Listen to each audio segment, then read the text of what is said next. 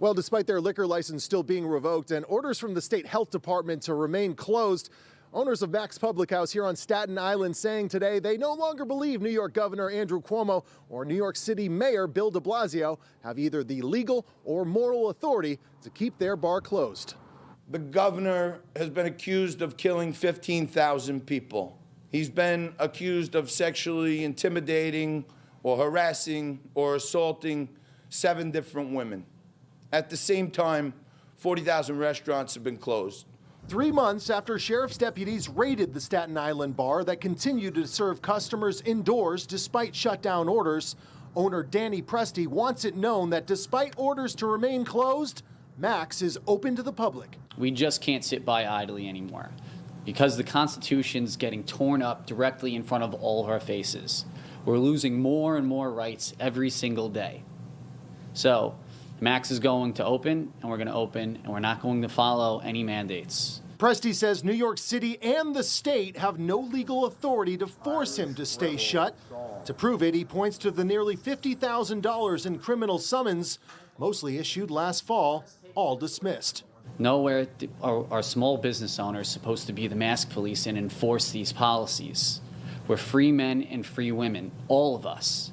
And if we don't take the stand here, there's nowhere left in the entire world to take this stand. More than a week after New York State's legislature stripped Governor Cuomo of many of his COVID-related emergency powers, John Tabacco, himself a candidate for New York City Comptroller, argues the time is now right for small businesses statewide to openly challenge Cuomo's COVID mandates. Here in Staten Island, we've been saying it since the beginning. The only way to fight a bully is to punch him in the mouth. That's what we've been doing. I think he's on his heels right now, and it's just about time for him to go.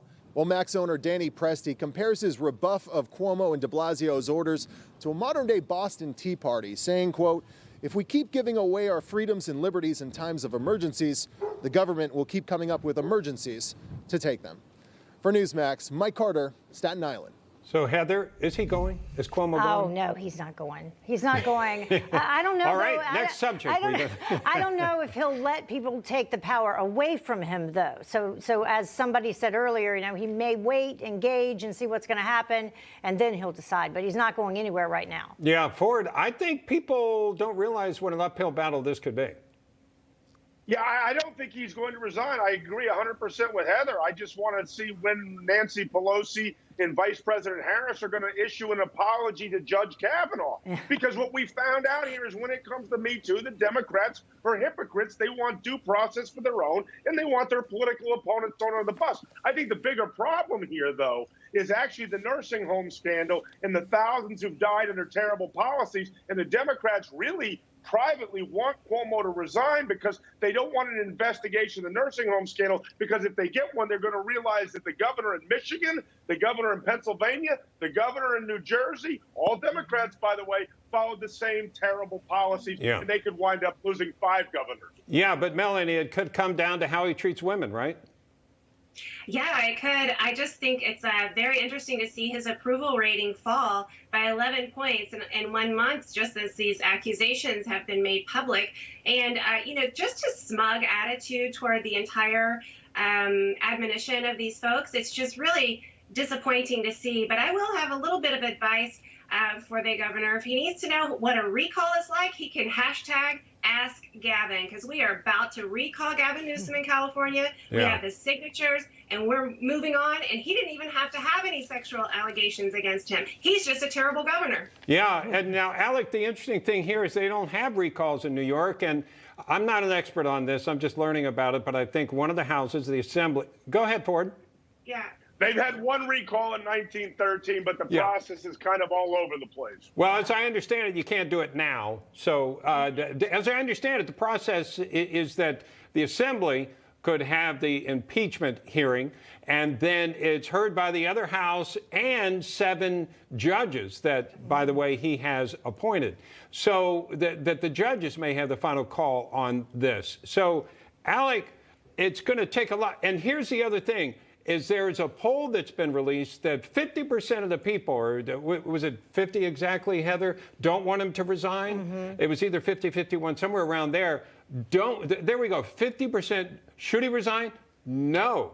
Should he only 35% yes. So, Alec, how's this unfold? Well, I mean, I agree with Ford. I think he should have resigned over killing people in nursing homes. I think this sexual scandal that he's now involved in is almost a sideshow in a lot of ways. But I would say that I'm more interested in where we go from here. I really think that we need to set up some panel or some sort of way to figure out if these are indeed true. I mean, because he's saying, of course, that they're not, and that's why he's not going to resign. Right. But we need to figure out a way going forward so that you can't just do this to political opponents like they did to Kavanaugh. Yeah. I mean, if he really thinks that he's innocent, he should stay in office, but we need to look into it. Give someone else the power, like a lieutenant governor, the power to govern, because he's obviously not able to right now. Mm-hmm. And if he's found innocent, then bring him back in power. I mean, I don't think he should resign without due process unless he knows in his mind that he's guilty. Heather, it seems like he's getting some due process. They are doing an investigation, and he is a very powerful person. Right. Yeah. I mean, I would be disingenuous, as well as what Alec is just talking about, to say that he should step aside or be forced to resign without due process, because I believe in that, not only for, Governor Cuomo, but also for others who have been called out and the attempts have been made to cancel them.